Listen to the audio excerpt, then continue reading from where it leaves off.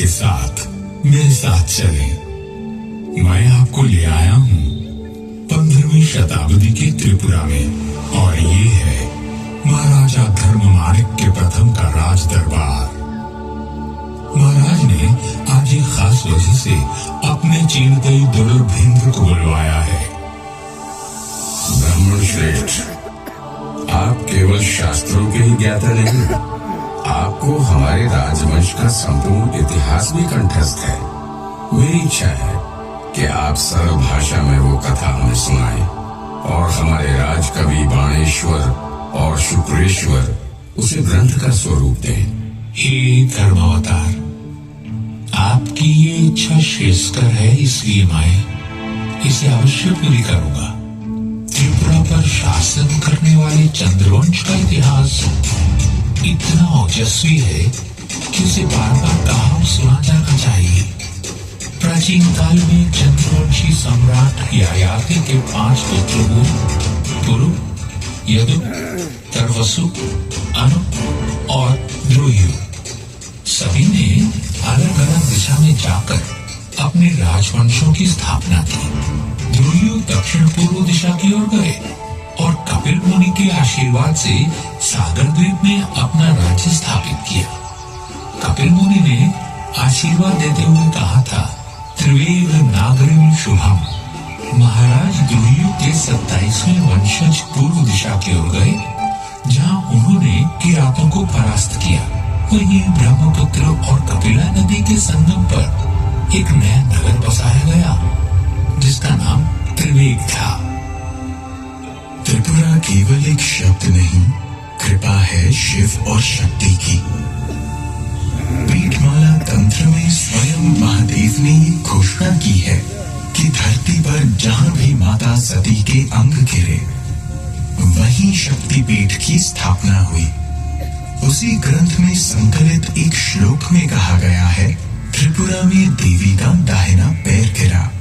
पूजनीय देवी को त्रिपुरा सुंदरी कहा जाता है और यहाँ स्थापित शिव का नाम त्रिपुरेश भैरव हुआ।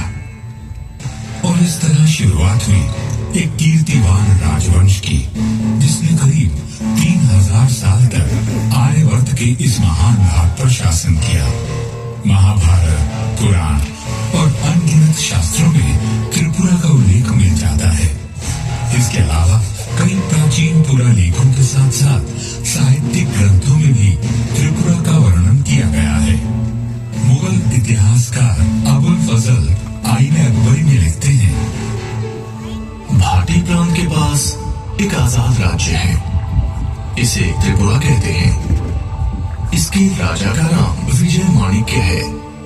इस राजा के पास 2 लाख पैदल सेना और 1000 हाथी हैं। त्रिपुरा के इतिहास से तो आप परिचित हो गए। अब इस कथा के सूत्रधार से भी मिल लीजिए। शुभ्र कांति, उज्जवल मुख, उन्नत गुंबद, राजसी छप, सारा विश्व मुझे सम्मान से उज्जयंत महल कहकर पुकारता है। मेरा नामकरण किसने किया, यह रहस्य इतिहास में कहीं खो गया है, परंतु मेरी नींव में मिले ताम्र पत्र पर लिखे संस्कृत श्लोक में मेरा नाम मिल जाता है। 1857 के भूकंप में अगरतला का राजमहल भी बुरी तरह से क्षतिग्रस्त हुआ। तब महाराजा राधा किशोर माणिक्य ने 1901 में मेरा निर्माण करवाया।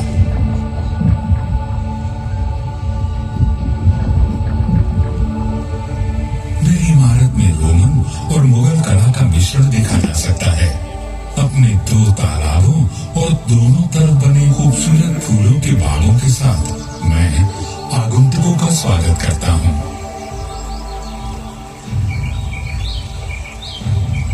यहाँ के पर्वत त्रिपुरा वासियों के अदम्य स्वभाव के चिन्ह हैं। नदियाँ जैसे कला और संस्कृति की अविरल धारा का प्रतिबिंब। यहाँ के उदार जंगल जीवन को आश्रय देते हैं और यहाँ की प्राकृतिक सुंदरता वैदिक कवियों की कल्पना से अद्भुत है।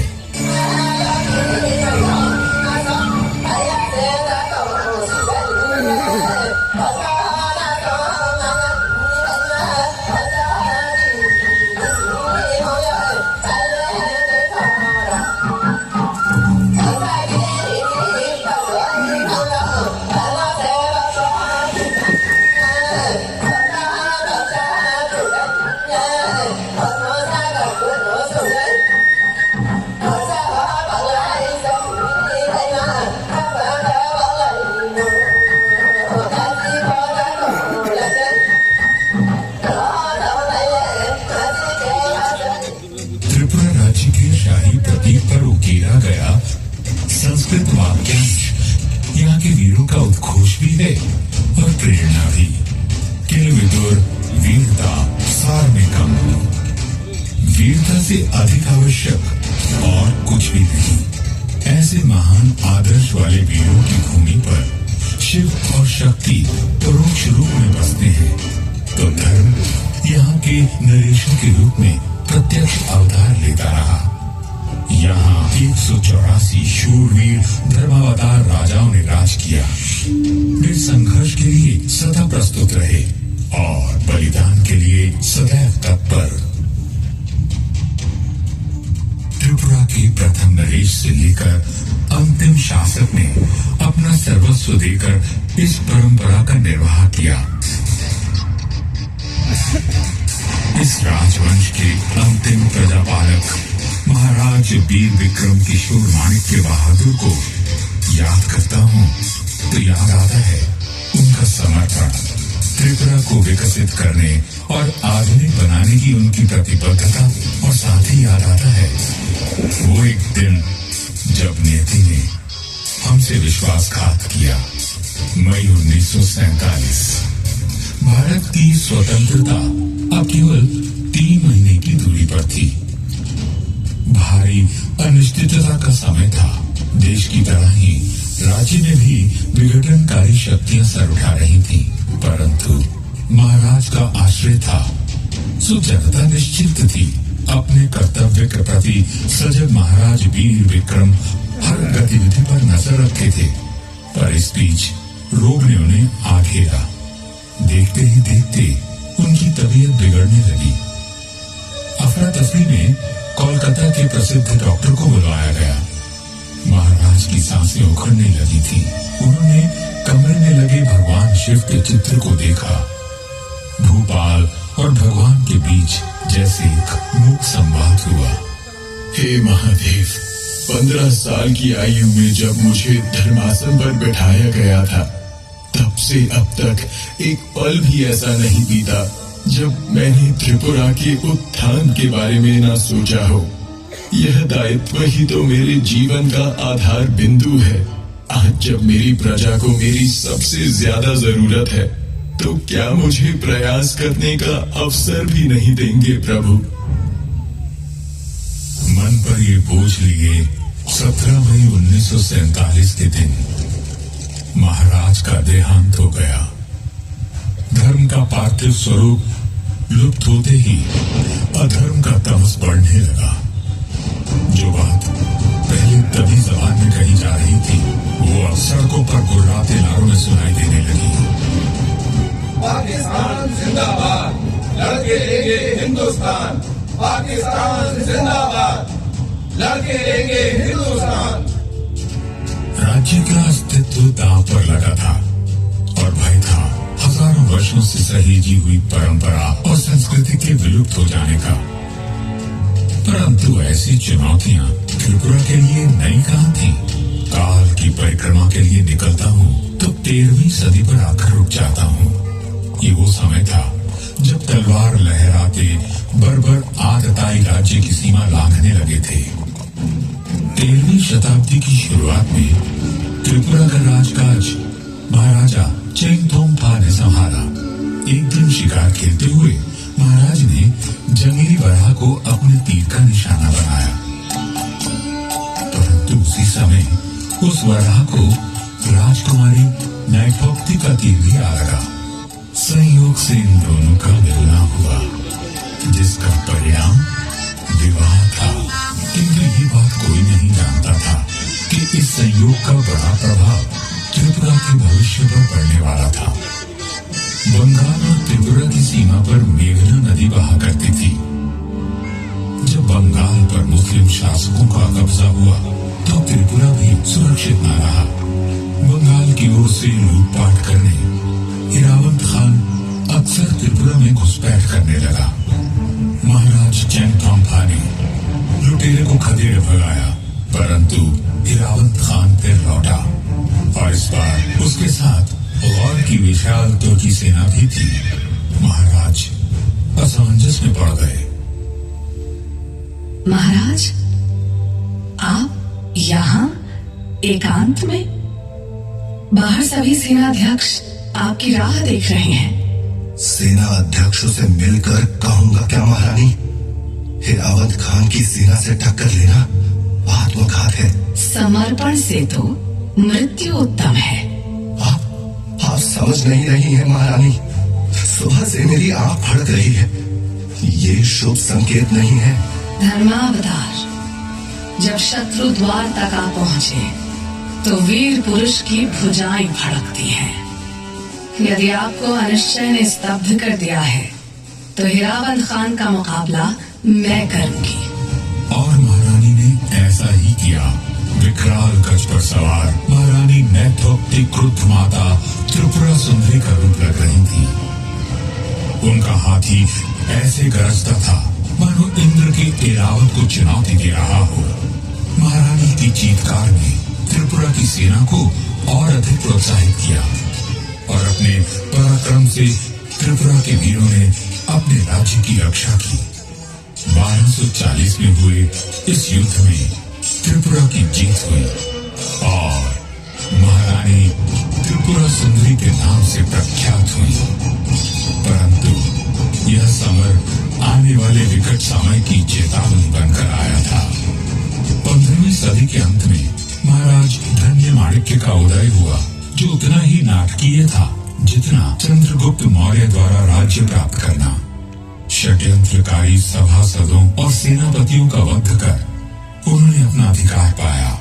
महाराज धन्य माणिक्य का सामना बार बार बंगाल के सुल्तान हुसैन शाह से हुआ।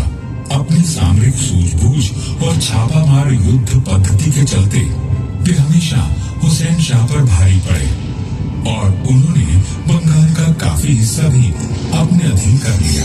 एक युद्ध में तो इनके सैनिक हुसैन शाह की एक तोप को भी उठाकर अपने साथ त्रिपुरा ले आए। महाराज धन्य माणिक्य ने कई युद्ध अभियान चलाए।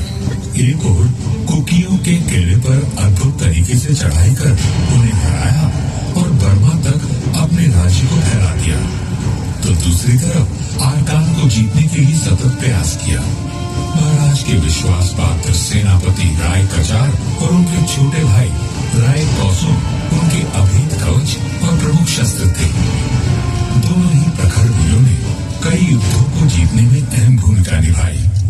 पराक्रम के साथ साथ महाराज धन्य माणिक्य में रचनात्मक ऊर्जा भी कूट कूट कर भरी थी।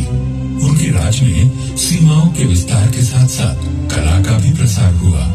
उनके द्वारा बनवाए गए 14 देवता मंदिर, माँ त्रिपुरा सुंदरी मंदिर और भैरव मंदिर इस बात को सिद्ध करते हैं। महाराज धन्य माणिक्य ने अपने मानवतावादी पक्ष से परिचित करवाते हुए ये संदेश दिया कि वीरता केवल शत्रु का सामना करने में नहीं, जन कल्याण में बाधक बन चुकी हानिकारक परंपराओं को चुनौती देने में भी है। महाराज, बलि देना तो अति आवश्यक है। देवी देवता प्रसन्न होंगे तभी तो राज्य समृद्ध होगा और आपके यश में वृद्धि होगी। मैं आप सभी पुरोहितों का आदर करता हूँ, परंतु हर वर्ष हजारों निर्दोष पशुओं और युवकों का रक्त बहाने से मिलने वाले यश से मुझे अपयश प्रिय है। आप तो धर्मावतार हैं, आप धर्म विरोधी बातें क्यों कर रहे हैं? मेरा धर्म मुझे दया और सत्य आचरण सिखाता है। अपने मंदिरों में लगे शिल्पकारों को मैंने सदा उनके श्रम का सही दाम दिया है। हाँ, यदि चाहता तो धर्म के नाम पर और बल प्रयोग कर उनसे निःशुल्क काम करवाता, तब मुझ में और यवनों में क्या अंतर रह जाता। मेरे लिए धर्म वही है जिसमें सबका कल्याण हो। इसलिए यह आदेश है मेरा कि अब से निर्दोष युवकों की बलि नहीं होगी। महाराज धन्य माणिक्य ने अपने व्यक्तित्व और कृतित्व से अपने बाद आने वाले राजपुरुषों को सदा ही प्रेरित किया। 17वीं सदी में राजपद पर नियुक्त हुए महाराज गोविंद माणिक्य ने तो अपनी अहिंसावादी और दयालु प्रवृत्ति के कारण अपना राजपाट तक गवा दिया। वे जंगलों में भटके थे, फिर भी कभी सतपथ को नहीं त्यागा। 1660 ईस्वी में महाराज गोविंद माणिक्य आरकान में निवास कर रहे थे। आपसी संघर्ष के चलते उन्हें अपना राज्य छोड़ना पड़ा था। उन्हें खोजते हुए मुगल शहजादा शुजा आरकान पहुंचे और उनसे सहायता मांगी और उन्होंने आश्रयदाता का धर्म निर्भय होकर निभाया। इस बात की खबर शुजा के भाई औरंगजेब तक भी पहुंच गई। शुजा को क्या लगता है वो त्रिपुरा में जा छिपेगा तो मेरी शमशीर से बच जाएगा? त्रिपुरा के राजा के नाम एक शाही फरमान जारी करो और उन्हें कड़े लफ्जों में समझा दो कि मुगलिया सल्तनत से बेअदबी करने का क्या अंजाम होता है। एलची को फौरन से पेश कर रवाना किया जाए। औरंगजेब का चेतावनी भरा फरमान अब आरकान की तरफ रुख कर गया था। तो क्या धमकी दी है हमारे भाई ने? कहलवाया है कि मुझे उम्मीद है कि आप शुजा को गिरफ्तार कर लेंगे और अपने फौजियों की निगरानी में उसे मेरे पास एहतियात से भिजवा देंगे ताकि हमारी पुरानी दोस्ती बनी रहे। हमारा हुक्म न मानने का अंजाम हमारे रिश्ते के लिए अच्छा ना होगा। अब आप क्या करेंगे महाराज? अपने सिद्धांतों के लिए मैंने राजसी सुख का भी परित्याग कर दिया। शरणागत का धर्म में अपने प्राण देकर भी निभाऊंगा। आप जब तक हमारे पास रहेंगे सुरक्षित रहेंगे। अपने इन्हीं विचारों के चलते महाराज गोविंद माणिक्य राज ऋषि कहलाए। उन्होंने त्रिपुरा की सत्ता फिर प्राप्त की और एक कल्याणकारी राजतंत्र स्थापित किया। माणिक्य नरेशों ने हमेशा प्रजा हित की राजनीति की, पर जब उन पर युद्ध थोपे गए तो उन्होंने अद्वितीय पराक्रम भी दिखाया। महाराज देव माणिक्य, विजय माणिक्य, अमर माणिक्य, राजधर माणिक्य, यशोधर माणिक्य और कल्याण माणिक्य जैसे बलिदानपति राजाओं ने बड़ी से बड़ी विपत्ति में भी अपनी जनता को आश्रयहीन नहीं किया। महाराज कृष्ण माणिक्य का शमशेर गाजी से लंबा संघर्ष चला। अपनी प्रजा को शांति और समृद्धि प्रदान करने के लिए 1760 में महाराज ने उदयपुर की जगह पुराने अगरतला को अपनी राजधानी बनाया, परंतु शांति कुछ ही समय के लिए मिल पाई। अंग्रेजों के पांव भारत में पड़ चुके थे। 1761 से त्रिपुरा और ईस्ट इंडिया कंपनी में संघर्ष शुरू हुआ। युद्ध के मैदान में महाराज कृष्ण माणिक्य का पलड़ा हमेशा भारी रहा, परंतु अपनी कूटनीति से अंग्रेज अपनी पकड़ मजबूत करते गए। समय तेजी से बदला, मुगलों का पतन हुआ और अब सत्ता अंग्रेजों के हाथ में चली गई। इस परिवर्तन के बाद भी माणिक्य अपना कर्तव्य निभाते रहे। 1838 में महाराज कृष्ण किशोर माणिक्य ने वर्तमान अगरतला की नींव रखी। फिर आगमन हुआ उस राजपुरुष का जो त्रिपुरा में आधुनिकता की लहर लाने वाला भगीरथ बना। 1862 में महाराजा वीर चंद्र माणिक्य ने सत्ता संभाली। अब निरर्थक युद्ध बंद हो चुके थे और प्रगतिशील विचारों से त्रिपुरा की रूपरेखा बदलने लगी थी। अपने सतपथगामी पूर्वजों की तरह ही महाराजा वीर चंद्र माणिक्य ने सामाजिक कुरीतियों पर घात किया। सती प्रथा बंद हुई। दास प्रथा से त्रिपुरा को मुक्ति मिली। जहाँ एक ओर सामाजिक सुधार हो रहे थे, वहीं नई व्यवस्थाओं का गठन भी हो रहा था। महाराज का सबसे बड़ा योगदान कला के प्रोत्साहक के रूप में रहा। वे वास्तव में संगीत, साहित्य, लोक साहित्य और फोटोग्राफी के पारखी थे। महाराजा वीरचंद्र की फोटो कला इतनी व्यापक रूप से लोकप्रिय हुई कि अमेरिका की फोटोग्राफिक पत्रिका प्रैक्टिकल फोटोग्राफर ने अपने एक अंक में महाराजा की सचित्र जीवनी प्रकाशित की। महाराज नए नए प्रयोग करने के लिए विख्यात थे। उन्होंने अपने ही कैमरे से खुद अपनी और महारानी की तस्वीरें ली। ये इतिहास की पहली सेल्फी थी। विविध कलाओं को संरक्षण देने के साथ साथ वे स्वयं एक प्रवीण संगीतज्ञ और कवि थे। महाराजा पेंटिंग में भी माहिर थे। उन्होंने अपने पूर्वज राजाओं के चित्र बनाने के लिए एक फ्रांसीसी कलाकार को नियुक्त किया। उनकी कल्पना और प्रतिभा की कोई सीमा नहीं थी। 1857 के गदर के बाद जब अवध का पतन हुआ, तब महाराज ही थे जिन्होंने आश्रयहीन कलाकारों को अपने दरबार में स्थान दिया। उनके दरबार के नवरत्नों में देश भर से आए कलाविद शामिल थे और जल्द ही वे भारत के महानतम कवि के संपर्क में भी आए। अपनी जीवन संगनी महारानी भानुमती देवी की अकस्मात मृत्यु से संतापित महाराज को शोक सागर से उभरा एक युवा कवि द्वारा रचित कविता भग्नों हृदय ने उस प्रतिभावान परंतु अनजान कवि का नाम था रविंद्रनाथ टैगोर। इस घटना के बाद से त्रिपुरा के राज परिवार और टैगोर में एक अटूट संबंध बन गया। टैगोर ने महाराज की सहायता से त्रिपुरा के इतिहास का अध्ययन किया और उसे अपनी अमर कृतियों राजऋषि, विसर्जन और मुकुट में स्थान दिया। महाराजा वीरचंद्र माणिक्य के बाद महाराजा राधा किशोर माणिक्य से भी टैगोर के घनिष्ठ संबंध रहे। त्रिपुरा के राज परिवार ने भी शांति निकेतन और अन्य सुधार कार्यों में टैगोर को आर्थिक और नैतिक समर्थन देकर अपनी मित्रता निभाई। ब्रिटिश राज त्रिपुरा के लिए शांति का काल रहा, परंतु जब जब पराक्रम दिखाने का अवसर आया, त्रिपुरा के रणबांकुरों ने अपनी वीरता से विजयश्री और प्रशंसा बटोरी। द्वितीय विश्व युद्ध के समय जब जापानी फौज भारत की ओर अग्रसर थी, तब त्रिपुरा ने बर्मा में हो रहे युद्ध के लिए अपनी सेना भेजी और भारत पर जापानी आक्रमण को रोकने में एक महत्वपूर्ण सैन्य भूमिका निभाई। महाराजा वीर विक्रम द्वारा तैयार की गई फर्स्ट त्रिपुरा राइफल्स ने जापानी अतिक्रमण को कुचल कर रख दिया। अंग्रेज अफसरों से सम्मान और प्रशंसा पाकर त्रिपुरा के वीरों ने मातृभूमि को गौरव प्रदान किया।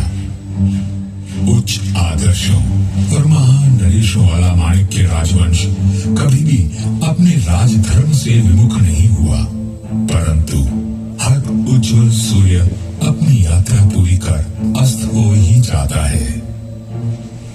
भारत की आजादी से 3 महीने पहले महाराज वीर विक्रम किशोर माणिक्य बहादुर का निधन त्रिपुरा के लिए प्रलय के समान था। उनके बाद उनके 14 वर्षीय पुत्र महाराजा किरीट विक्रमा किशोर माणिक्य को त्रिपुरा का राजा घोषित किया गया और शासन की बागडोर उनकी माता महारानी कंचन प्रभा महादेवी ने संभाली। परंतु महाराज वीर विक्रम की मृत्यु के बाद एक दिन ऐसा नहीं बीता जब राज्य में दंगा फसाद ना हुआ हो। यदि महाराजा वीर विक्रम 3 महीने और जीवित रहते तो वे मुस्लिम लीग की डायरेक्ट एक्शन से होने वाले विध्वंस को रोक सकते थे। त्रिपुरा की सरकार अराजकता की ओर बढ़ रही थी, हर तरफ मारकाट मची थी और उस पर त्रिपुरा पर पाकिस्तान का कब्जा होने का खतरा अलग से था। इस घोर निराशा के काल में एक बार फिर नारी शक्ति ने राज्य की रक्षा की। 13वीं सदी में महारानी त्रिपुरा सुंदरी ने दुश्मन से लोहा लेने के लिए तलवार उठाई थी। अब वर्षों बाद क्षत्राणी कंचन प्रभा महादेवी ने महत्वपूर्ण निर्णय लेकर अपने राज्य को सुरक्षित किया। त्रिपुरा के कई महान सपूतों ने अपनी मातृभूमि को बचाने के लिए आंदोलन किया और महारानी की शक्ति बढ़ाई। महारानी ने तत्कालीन केंद्रीय गृह मंत्री श्री वल्लभ भाई पटेल को त्रिपुरा के हालात से अवगत कराया। बाद में महारानी खुद नई दिल्ली में केंद्रीय गृह मंत्री पटेल के साथ इस मुद्दे पर चर्चा करने गईं। अतिरिक्त बलों को त्रिपुरा भेजा गया और राज्य की स्थिति में सुधार हुआ। 9 सितंबर 1949 को त्रिपुरा विलय समझौते पर महारानी ने हस्ताक्षर किए, जिसके परिणाम स्वरूप त्रिपुरा भारत का पार्ट सी राज्य बन गया। माणिक्य राजवंश का गौरवशाली राज्य काल पूर्ण हुआ और त्रिपुरा एक उज्जवल भविष्य की ओर बढ़ चला। आज त्रिपुरा भारत का बेशक तीसरा सबसे छोटा राज्य है, परंतु इसकी परिधि में हजारों वर्षों का प्रेरणादायक इतिहास है, उत्कृष्ट कला है, विस्तृत ज्ञान है और संजोई हुई धरोहर है भारत की संस्कृति की। त्रिपुरा का श्रेष्ठ संसाधन उसके नागरिक हैं, जिन्हें विरासत में वो गुण मिले हैं जो इस राज्य को निरंतर चरमोत्कर्ष की ओर ले जा रहे हैं। यहाँ बच्चों को बुनियादी शिक्षा मुफ्त दी जाती है और साक्षरता में त्रिपुरा देश के कई राज्यों से काफी आगे है। जहाँ एक और इस प्रदेश में प्राकृतिक संसाधनों का अमूल्य भंडार है, वहीं यहाँ के मंदिर, महल और प्राकृतिक सौंदर्य हर वर्ष अनगिनत पर्यटकों को अपनी ओर आकर्षित करते हैं। त्रिपुरा नाम की गागर में संभावनाओं का असीम सागर है। तिल विदुर वीरता सार में कम कादश अपने दिल में लिए कर्मठ त्रिपुरावासी अपने राज्य को देश का गौरव बनाने के लिए सतत प्रयासरत हैं। सबकी मंशा बस यही है, ओजस्वी त्रिपुरा, तेजस्वी त्रिपुरा, उज्जयंत त्रिपुरा की युग युगांतर तक जय हो।